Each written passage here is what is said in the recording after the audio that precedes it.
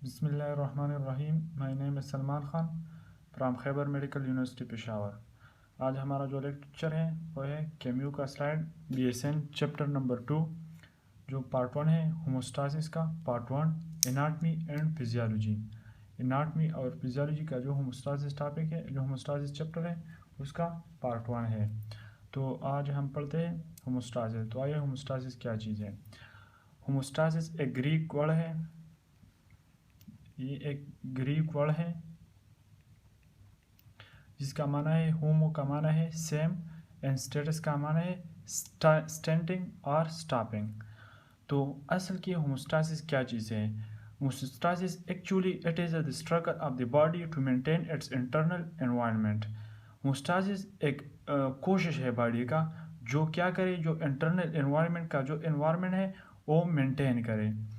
आप देख सकते हैं कि जो एक्सटर्नल हमारा जो एक्सटर्नल एनवायरनमेंट है उसमें बहुत ज़्यादा चेंज आता है, टेम्परेचर का चेंज, बहुत ज़्यादा चेंजेस आता है।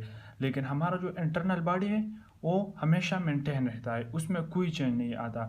इलेक्ट्रोलाइट के लिहाज से, टेम्परेचर के लिहाज से, न्यूट्रिएंट के लिहाज से वो मेंटेन होता है। तो किसकी वजह से मेंटेन होता है, वो होमोस्टासिस की वजह से मेंटेन होता है। होमोस्टासिस एक स्ट्रगल है, एक कोशिश है बॉडी का जो क्या करे, जो इंटरनल एनवायरनमेंट को मेंटेन करे। किसके लिहाज से, एक्सटर्नल एनवायरनमेंट के लिहाज से।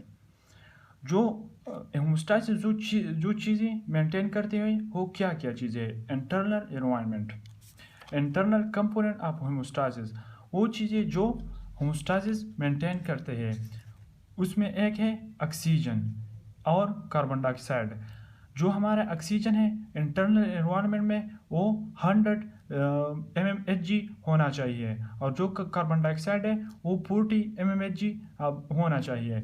इसका मतलब ये है कि हमारा जो ब्लड है उसमें ऑक्सीजन का प्रेशर 100 होना चाहिए और जो कार्बन डाइऑक्साइड है उसका जो pH है वो जो कार्बन डाइऑक्साइड का जो प्रेशर है वो 40 mmHg होना चाहिए। इसका मतलब यह है कि जो हमारा ऑक्सीजन और कार्बन डाइऑक्साइड है वो होमोस्टासिस की वजह से मेंटेन होता है। और कितना मेंटेन होता है, जो इसका वैल्यू है वो कितना होगा, वो 100, जो प्रेशर है वो 100 होगा और जो कार्बन डाइऑक्साइड क्या है वो 40 होगा।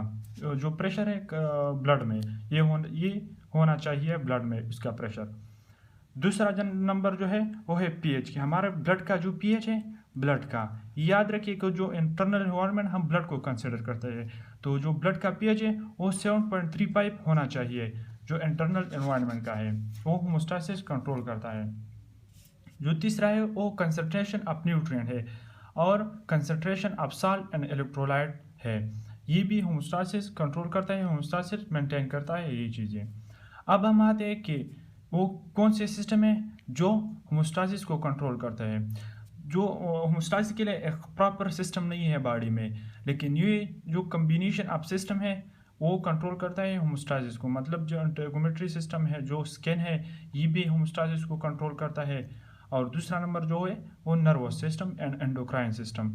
नर्वस सिस्टम होमोस्टासिस को कंट्रोल करता है जो बॉडी में है, और जो एंडोक्राइन सिस्टम है, एंडोक्राइन सिस्टम जो हार्मोन रिलीज करते हैं, जो हार्मोन की वजह से भी होमोस्टासिस कंट्रोल होता है। जो हमारा हार्मोन है, हार्मोन भी होमोस्टासिस को कंट्रोल करता है। ये याद रखिए होमोस्टासिस के लिए एक प्रॉपर सिस्टम नहीं होता। जो नर्वस सिस्टम है ये एक प्रॉपर सिस्टम है, ऐसा नहीं होता। जो होमोस्टासिस कम्बिनेशन ऑफ सिस्टम होते हैं वो होमोस्टासिस को कंट्रोल करते हैं। अब होमोस्टासिस किन किन चीज़ों से डिस्टर्ब होते हैं। Homeostasis is continuously disturb by homeostasis external और इंटरनल स्टिमुलस की वजह से क्या होता है, एक्सटर्नल और इंटरनल स्टिमुलस की वजह से डिस्टर्ब होते हैं बॉडी में। अब आते हैं स्टिमुलस क्या चीज़ है। स्टिमुलस एक एजेंट, स्टिमुलस ये एक एजेंट होता है जो बाहर से आकर हमारे जो इंटरनल एनवायरनमेंट है, जो हमारा इंटरनल एनवायरनमेंट उसको इंटरनल एनवायरनमेंट को चेंज करता है। स्टिमुलस एक चेंजिंग एजेंट होता है जो हमारे इंटरनल एनवायरनमेंट को चेंज करता है। एक्सटर्नल स्टिमुलस क्या है, एक्सटर्नल स्टिमुलस का मतलब cold, heat, oxygen and pathogen. जब हम सर्दी हो जाए तो सर्दी की वजह से हमारा जो इंटरनल इन्वायरमेंट है वो चेंज होता है, लेकिन होमोस्टासिस की वजह से हमारा जो बॉडी का टेम्परेचर है वो 37 ही रहता है। इसका मतलब यह है कि कूल आ जाए, कूल की वजह से हमारा जो इंटरनल इन्वायरमेंट है वो चेंज होता है, लेकिन होमोस्टासिस की वजह से वो मेंटेन होता है। हमारा जो बॉडी का टेम्परेचर है वो मेंटेन होता है। हीट की वजह से भी होता है, ऑक्सीजन की वजह से भी होता है। जो अब ऑक्सीजन का कंसंट्रेशन एक्सटर्नल इन्वायरमेंट में चेंज हो जाए तो हमारे इंटरनल इन्वायरमेंट में भी जो होमोस्टासिस है वो डिस्टर्ब होता है। और पैथोजन की वजह से भी, जो हमारा पैथोजन है, माइक्रो ऑर्गेनिज्म है, इसकी वजह से भी होमोस्टासिस डिस्टर्ब होता है। अब पैथोजन की वजह से भी होमोस्टासिस डिस्टर्ब होता है। पैथोजन, माइक्रो ऑर्गेनिज्म को हम पैथोजन कहते हैं। बाज़ माइक्रो ऑर्गेनिज्म ऐसे होते हैं जो हमको पैरिक्सिया काज करते हैं। पैरिक्सिया हम फीवर को कहते हैं मेडिकल टर्म, जो फीवर को काज करते हैं। जो फीवर में क्या होता है, फीवर में हमारा जो बॉडी का टेम्परेचर है, बॉडी टेम्परेचर हाई हो जाता है, तो होमोस्टासिस डिस्टर्ब होता है। पीएच की वजह से होमोस्टासिस डिस्टर्ब हुआ पैथोजन की वजह से। इंटरनल स्टिमुलस में क्या आता है, इंटरनल स्टिमुलस में हमारे जो बॉडी टेम्परेचर है, ब्लड प्रेशर है, कंसंट्रेशन ऑफ वाटर है, ग्लूकोज लेवल है, साल्ट है, ऑक्सीजन है और स्ट्रेस है। स्ट्रेस की वजह से भी हमारा होमोस्टासिस डिस्टर्ब होता है। जो फिजियोलॉजिकल स्ट्रेस और फिजिकल स्ट्रेस की वजह से हमारा होमोस्टासिस डिस्टर्ब होता है। अब बॉडी के टेम्परेचर की वजह से भी हमारा होमोस्टासिस डिस्टर्ब होता है। जब ज़्यादा मेटाबॉलिज्म होता है तो ज़्यादा मेटाबॉलिज्म में ज़्यादा हीट प्रोड्यूस होता है, और ज़्यादा हीट जब प्रोड्यूस हो जाए तो हमारे होमोस्टासिस डिस्टर्ब होता है। अब हम आते हैं जो हमारा जो और टॉपिक है वो है फीडबैक मैकेनिज्म। कि फीडबैक मैकेनिज्म क्या है। Feedback mechanism is a cycle of event in which the status of body condition is monitored by and evaluated. जो फीडबैक मैकेनिज्म क्या है, फीडबैक मैकेनिज्म एक साइकिल ऑफ इवेंट है, इवेंट का एक साइकिल है, in which the status of body condition is monitored and evaluated. ये एक क्या है, ये एक साइकिल ऑफ इवेंट है जिससे जो स्टेटस ऑफ बॉडी कंडीशन है ये मॉनिटर करता है। फीडबैक मैकेनिज्म क्या करता है, ये एक साइकिल है जो हमारी बॉडी है, जो कंडीशन है हमारी बॉडी में, वो क्या करता है, वो मॉनिटर करता है। तो सिंपली क्या है, ये एक साइकिल है, अब इवन आप साइकिल है जो हमारे इंटरनल एनवायरनमेंट का जो कंडीशन है वो मॉनिटर करता है। जो कंपोनेंट ऑफ फीडबैक मैकेनिज्म है तो क्या है, इसका मतलब जो फीडबैक मैकेनिज्म जिसकी वजह से होते हैं, जो कंपोनेंट है इसका वो क्या क्या है। पहला इसमें है जो है रिसेप्टर, दूसरा है कंट्रोल सेंटर और तीसरा है इफेक्टर। ये हम एक एक करके पढ़ेंगे कि होमोस्टासिस कैसे होते हैं। होमोस्टासिस जो फीडबैक मैकेनिज्म है वो कैसे होता है, उसका कंपोनेंट कैसे वर्क करता है, कैसे फंक्शन करता है कि वो फीडबैक मैकेनिज्म का जो साइकिल है वो मेंटेन रखे। लेकिन इससे पहले जो फीडबैक मैकेनिज्म का जो दो टाइप्स है, एक है पॉजिटिव फीडबैक और एक है निगेटिव फीडबैक। तो ये हमारा जो दूसरा नंबर लेक्चर है पार्ट 2 इसका, जो इस लेक्चर का पार्ट 2 है वो हम डिस्कस करेंगे। जो फीडबैक मैकेनिज्म है, रेगुलेशन ऑफ डिफरेंट, जो रेगुलेशन है डिफरेंट टेम्परेचर का रेगुलेशन, ग्लूकोज का रेगुलेशन, वो हम दूसरी चैप्टर, जो दूसरा टॉपिक है, दूसरा पार्ट है इस चैप्टर का, वो हम इसमें पढ़ेंगे। लेकिन अब आते हैं हम रिसेप्टर और कंट्रोल सिस्टम और इफेक्टर, ये कैसे वर्क करता है। तो पहला जो है, जब फीडबैक मैकेनिज्म इनिशिएट हो जाता है तो पहला क्या होता है, पहला एक स्टिमुलस आ जाता है। स्टिमुलस मैंने आपको बताया कि स्टिमुलस एक चेंजिंग एजेंट होता है जो हमारे बॉडी का इंटरनल एनवायरनमेंट है वो चेंज करता है। जब स्टिमुलस आ जाते हैं तो जो रिसेप्टर है हमारी बॉडी में, वो स्टिमुलस को डिटेक्ट करता है। जो स्टिमुलस नहीं है उसको डिटेक्ट करता है, कौन डिटेक्ट करता है, रिसेप्टर।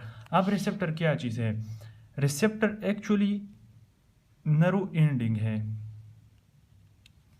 जो हमारा नर्व सिस्टम नहीं है, जो न्यूरॉन का एंडिंग नहीं है, उसको हम क्या कहते हैं, उसको हम रिसेप्टर कहते हैं। अब रिसेप्टर का टाइप्स है, तो पहला एक है थर्मोरिसेप्टर। थर्मोरिसेप्टर का मीन जो टेम्परेचर है, थर्मोरिसेप्टर टेम्परेचर को डिटेक्ट करता है। बैरोरिसेप्टर प्रेशर को डिटेक्ट करता है।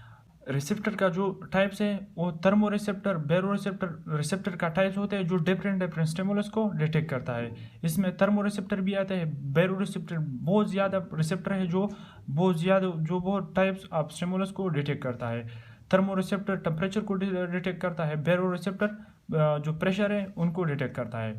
तो रिसेप्टर से जब रिसेप्टर स्टिमुलस को डिटेक्ट करता है तो रिसेप्टर क्या करता है, इंटीग्रेटर, हमारा जो इंटीग्रेटर है जो सेंट्रल नर्वस सिस्टम है जिसमें ब्रेन और स्पाइनल कॉर्ड आते हैं, इसमें कौन कौन आते हैं, एक ब्रेन है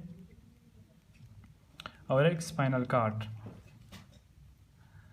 तो जो हमारा इंटीग्रेटर है, सीएनएस है, सेंट्रल नर्वस सिस्टम है, उनको क्या मैसेज भेजता है, मैसेज किसके थ्रू भेजता है, जो पेरिफेरल नर्वस सिस्टम है उनको थ्रू मैसेज भेजता है इंटीग्रेटर को। अब इंटीग्रेटर क्या चीज़ है, इंटीग्रेटर नर्वस जो हमारे सेंट्रल नर्वस सिस्टम है, ब्रेन है और स्पाइनल कॉर्ड है, तो फैसला करते हैं कि इन चेंज का क्या करें। जो जब फैसला होता है तो फिर से जो हमारे पेरिफेरल नर्वस सिस्टम है फिर उनको क्या करता है, उनको जो मैसेज है इफेक्टर को भेजता है। इफेक्टर अब क्या है, इफेक्टर ग्लैंड होते हैं, ग्लैंड्स, और जो मसल होते हैं ये इफेक्टर होते हैं। तो वो इफेक्टर को मैसेज भेजता है, इंटीग्रेटर इफेक्टर को मैसेज भेजता है कि क्या करे, इस स्टिमुलस का जो रिस्पांस है वो पेश करे।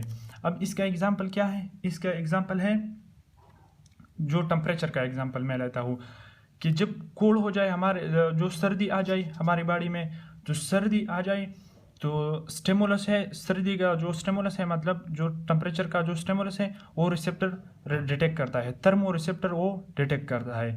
थर्मो रिसेप्टर फिर पेरिफेरल नर्वस सिस्टम की वजह, पेरिफेरल नर्वस सिस्टम के थ्रू क्या होता है, इंटीग्रेटर को मैसेज आता है। अब इंटीग्रेटर जो थर्मो रिसेप्टर है जो हमारे टेम्परेचर को डिटेक्ट करता है ब्रेन में, वो है हाइपोथैलेमस। ये एक पार्ट है ब्रेन का जो हमारे जो टेम्परेचर को डिटेक्ट करता है। तो हाइपोथैलेमस क्या करता है, इंटीग्रेट करता है, मशवरा इससे लेते हैं कि क्या करें। फिर जो मशवरा आता है इंटीग्रेटर से, हाइपोथैलेमस से, तो वो इफेक्टर को भेज देता है। जब इफेक्टर को भेज देता है तो इफेक्टर क्या है, मसल है, कि मसल को क्या होना चाहिए कि मसल का शेवरिंग होना चाहिए। अब शेवरिंग क्या चीज़ है, शेवरिंग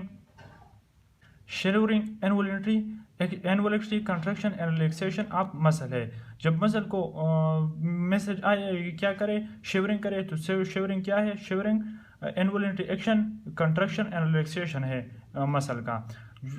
कंट्रैक्शन रिलैक्सेशन की वजह से हीट प्रोड्यूस होता है। हीट कैसे प्रोड्यूस होता है, जब कंट्रैक्शन रिलैक्सेशन होता है, कंट्रैक्शन रिलैक्सेशन कंसिडरेशन और रिलैक्सेशन जो है इसके लिए एनर्जी का ज़रूरत है।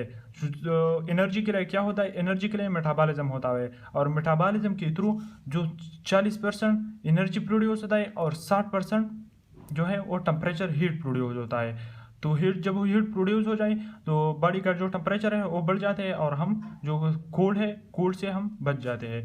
तो ये हमारा जो लेक्चर था ये हुआ पार्ट 1, और इंशाल्लाह पार्ट 2 में हम जो नेगेटिव एंड पॉजिटिव फीडबैक पढ़ेंगे और जो हमारे डिफरेंट बॉडी रेगुलेशन है वो पढ़ेंगे। अपने दुआओं में याद रखो। अल्लाह हाफिज़।